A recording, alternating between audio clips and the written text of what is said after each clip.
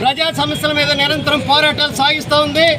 చాలామంది అనుకుంటూ ఉంటారు ఓట్లు లేవు, సీట్లు లేవు ఏమిటనేది. కానీ చాలామంది మేధావులు చెప్తున్నారు ఈ దేశంలో కమ్యూనిస్టులు అయిపోయింది అనుకోవడం కాదు, కమ్యూనిస్టులు లేకపోతే ఏమవుతుంది అనేది గ్రహించండి అని చెప్తా ఉన్నారు.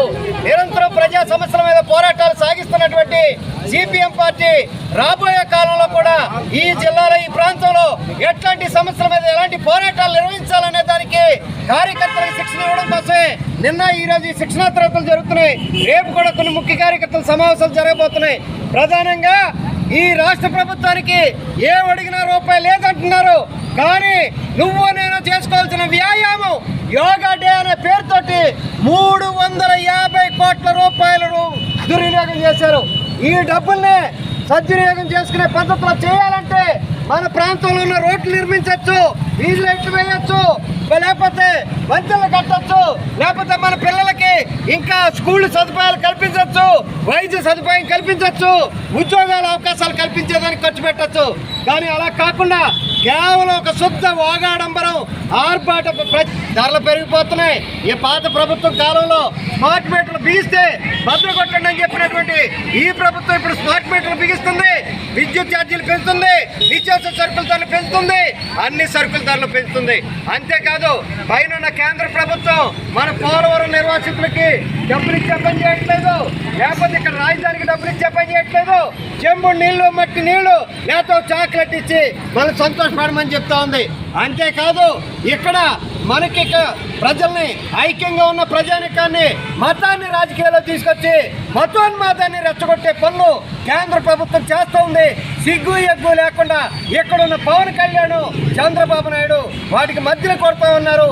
ప్రజల్లో మత సామరస్యంతో, అన్నదమ్ముల భావంతో జీవిస్తేనే ఏ దేశాలన్నా ముందుకెళ్ళి ఆ దేశంలో 199 మంది ఒక మతం వాళ్ళే ఉండొచ్చుగాక, ఉన్నప్పటికీ ఇది మత రాజ్యం అని ప్రకటించిన ఏ ఒక్క దేశం కూడా ముందుకెళ్ళలేదు, నాశనమైన మన దేశం కూడా మత రాజ్యంగా ప్రకటించి నాశనం చేయాలని చూస్తూ ఉన్నాడు మోడీ గారు. ఇప్పుడు 2 సార్లు వచ్చాడు విశాఖకు, కానీ అక్కడ ఏం చేశాడు? విశాఖ ఒక ఫ్యాక్టరీని అమ్మాలనుకుంటున్నాడు తప్ప దాని విషయం చంద్రబాబు మాట్లాడట్లేదు, పవన్ కళ్యాణ్ మాట్లాడట్లేదు. అందరితో అక్కడ యోగా డే కార్యక్రమాలు చేయించాడు.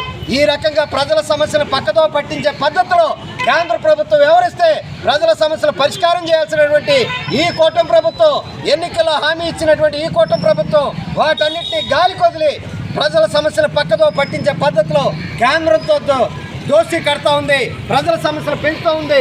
కాబట్టి రాబోయే కాలంలో మన ఇళ్లకి స్మార్ట్ మీటర్లు బిగిస్తే సెల్ ఫోన్ ఎట్టా అయితే రీఛార్జ్ చేసుకోవాలి అలాగే చేసుకోవాలి. కరెంటు ఛార్జీలు విపరీతంగా పెరిగిపోతాయి. ఇప్పటికే కరెంటు ఛార్జీలు భారాలు పెరిగినాయి, ఇంకా నిత్యావసర సరుకుల ధరలు భారాలు పెరుగుతున్నాయి. ఓ పక్కన ఇరాక్ మీద ఇజ్రాయెల్ యుద్ధం జరుగుతుంది. అదే కనుక తీవ్రమైతే మనకి పెట్రోలు, డీజిల్ ధరలు కూడా విపరీతంగా పెరిగిపోతాయి. ఆ యుద్ధాన్ని ఆపడం మానేసి ఎక్కడున్నటువంటి బీజేపీ వాళ్ళు ఆ యుద్ధంలో ఇజ్రాయెల్ నెగ్గాలని చెప్పి పనికిమాలిన వాదనలు చేస్తూ ఉన్నారు. ఏ ఒక్క దేశం యుద్ధం చేస్తే ఉపయోగపడదు, నాశనం అవుతుంది, నష్టమే జరుగుతుంది. కాబట్టి యుద్ధాలను నివారించి చర్యలు తీసుకోవాలి. మన పహల్గామ్లో దాడి జరిగితే ఈ 4 ఉగ్రవాదులు 26 మందిని చంపేశారు. ఇప్పుడు ఆ 4 ఏమయ్యారో తెలీదు, ఇంతవరకు ఒక్కడిని కూడా పట్టుకోలేదు. కానీ సొల్లు కబుర్లు, పనికిమాలిన కబుర్లు చెప్పి మోడీ ప్రభుత్వం కాలం వెలబుచ్చుకుంటూ ఉంది. ఇలాంటి సమయంలో ప్రజలందరూ ప్రజా సమస్యల మీద గుర్తించి అర్థం చేసుకుని తెలుసుకుని రాబోయే కాలంలో ఈ ప్రభుత్వాలకు వ్యతిరేకంగా పోరాడితేనే లాభం ప్రయోజనం ఉంటుంది. అందుకోసం కమ్యూనిస్టు పార్టీలు దానికోసం అంకితమై సిపిఎం పార్టీ పనిచేస్తుంది. రాబోయే కాలంలో జరిగే ప్రజా సమస్యల మీద ఉద్యమాలకి ప్రజలందరూ కలిసి రావాలని చెప్పి విజ్ఞప్తి చేస్తూ అందరికీ సెలవు, నమస్కారం, ధన్యవాదాలు.